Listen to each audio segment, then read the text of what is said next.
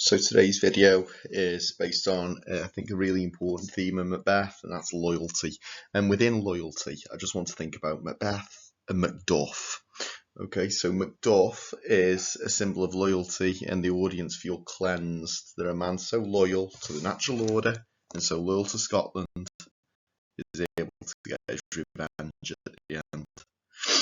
So Macduff, a lot of people always ask about revising Macduff, and Macduff is an important character. Macduff's a chivalrous hero.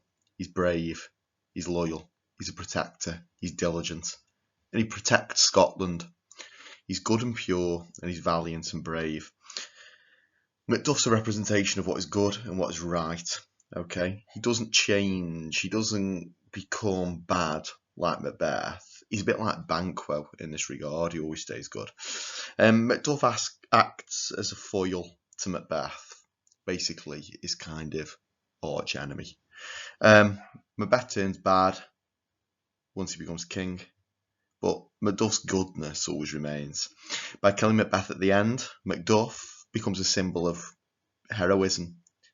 And there's always that creation of what Aristotle called catharsis, a cleansing. He said, Aristotle said, all tragedies had to have like a cleansing at the end. We had to feel as though good had won out, and we feel cleansed by him doing this, by him killing Macbeth, because he deserves it. And in Act 4, he's gone to England in order to save Scotland alongside Malcolm. He's a bit of an idol that we should look up to. I think really importantly about Macduff is that he's loyal to the natural order and the great chain of being. So he's seen as a hero because he never loses sight of what a true king is. He's a patriot who loves his country. Macbeth starts as a hero who understands that Duncan's brilliant and is a patriot, but he loses it because of his ambition. Macduff doesn't let ambition control him, and we see that he wins at the end, and it's a key message, obviously, by Shakespeare there. So I'm going to go through three areas of the text that I think are really important with Macduff and loyalty. Okay, we know that Macduff finds the body of Duncan, and even though it would be easy to kind of side up to Macbeth and to try and get a promotion or something, he remains loyal to Duncan in Act 2, Scene 3. I think one of the key quotations that we have is, "Oh, horror, horror, horror." And that's what he says when he finds Duncan's body. He says, "Oh, horror, horror, horror, ring the alarm bell, murder and treason." So this repetition of the word horror shows how full of fear, disgust, and devastation Macduff is. We've talked about repetition in a few texts, notably in the poems, in the prelude, and repetition here shows his speechlessness and his total shock. You might think about the word horror. Something horrific is a nightmare vision, the absolute worst thing that can happen. So he repeats horror 3 times because the killing of a king, chosen by God, is the worst thing that Macduff thinks could ever happen. Macduff, when he says, "Oh, horror, horror, horror," he foresees what Scotland's going to become now the true king is gone. And Macduff represents this Jacobean idea that when the natural order is broken, the end of the world will come. He looks at this and he thinks, horror, the end of the world's going to happen, because that's what Jacobeans believed. He goes on to call this a most sacrilegious murder that hath broke open the temple, or broke open the temple in modern English. Sacrilege is a crime against God and humanity, and he uses hyperbole here. He calls the murder of a king sacrilegious. He basically says you might as well have murdered God himself. And he used this metaphor, broke open the temple. Okay, the temple is now broken open, so namely, God's choice is being destroyed. Anything could happen. We've broke open the temple, now the devil can come in. So that word sacrilegious, remember the Jacobeans were a pious religious society, and the killing of a king is the killing of Christianity. Another element of loyalty that Macduff has is loyalty to Scotland. Okay, and we know that because he goes to England to be with Malcolm to fight against King Macbeth. And he knows what Scotland's become. He says, "Bleed, bleed, poor country." And he's talking about Scotland there. And we've got this personification. By personifying something, we always make it more real, more important, and we give it a stronger relationship to us. Okay, this place, Scotland, is more than a place to Macduff. And that's something that Shakespeare celebrates. When we say bleed, bleed, it's like Scotland is slowly dying, okay? Macduff talks in visceral terms about this place that is dying under a tyrant. It's almost like we can feel the pain that Scotland is feeling. You know, Scotland is now a poor country. You know, we should pity it because it's been run by a tyrant. So that quotation, bleed, bleed, poor country, it's emotive, it's fearful, it's honest, it's sincere, and it makes Macduff sound like a hero. It's not like Macbeth. And he also talks about our nation miserable with an untitled tyrant metaphor.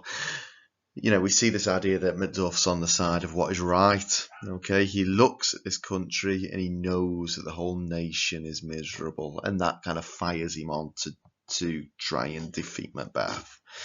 Again, the place is personified. It's said that it's miserable, so it's almost like a person. It's special to Macduff.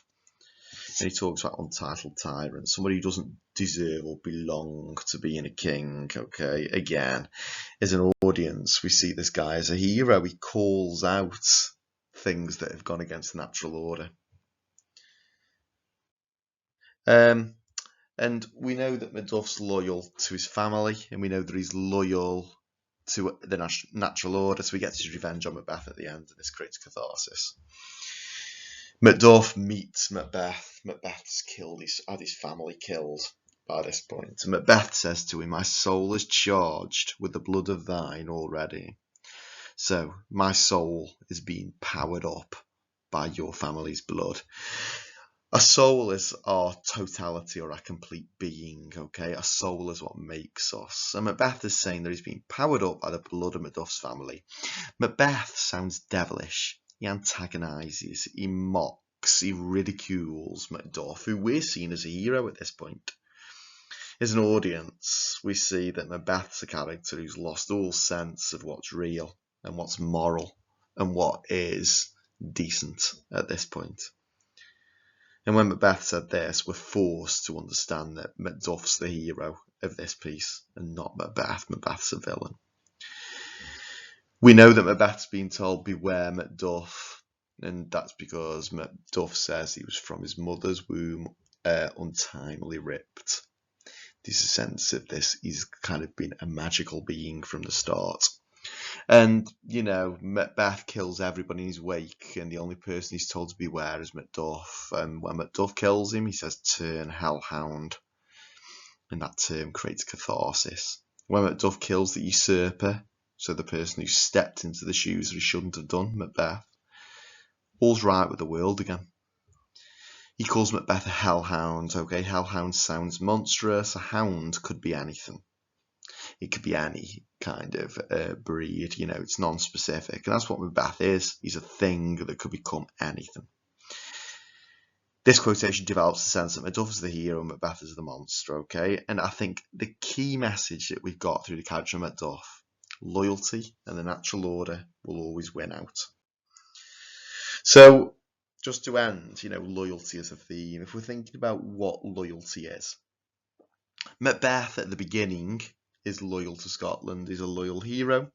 He's called Noble Macbeth. He's a valiant cousin. He's worthiest gentleman. Okay, Duncan sees him as loyal to him. He says, "You're my cousin. We're like blood. You're divine like me." Macbeth becomes consumed by ambition, and as the play moves on, he's only loyal to himself. Staying with Pivot Speakers, tell me more. Act 1, Scene 3, start of his ambition. He's only bothered about himself, really. Vaulting ambition. He knows that. He talks about himself, full scorpions of my mind, you know, never shake that Goldilocks at me. He doesn't want to see what he's done. He's only loyal to himself. We do know that Macbeth was loyal to his wife, and that destroys him because she's able to manipulate him. He said that she was his dearest partner of greatness, the most important thing, partner, noun, his equal. They'd all be great together. But she insults him. She emasculates him. Too full milky with kindness, green and pale. Are you a man? The fact that he's so loyal to her means that he listens to her. You know, she says, look like an innocent flower, but be the serpent under it, and he believes it. So we could argue that him being so loyal to his wife actually destroys him. And by the end of the play, Macbeth's loyalty is to the witches and to himself, not his wife. Remember when Lady Macbeth dies and he says she should have died hereafter? He talks in a really matter-of-fact way about how this woman has died. The witches say something wicked this way comes, okay? They can see what he's doing. They know what he's become, okay? Something rather than someone. There's no humanity left. And, you know, like we know at the end, he's a hellhound, he's a butcher, and he's a tyrant. We're told this man is only loyal to himself. Macduff's never loyal to himself. He's loyal to Scotland, to the natural order, and to what's good. And that's what makes him and Macbeth different. So hopefully this has helped you to understand the character of Macduff.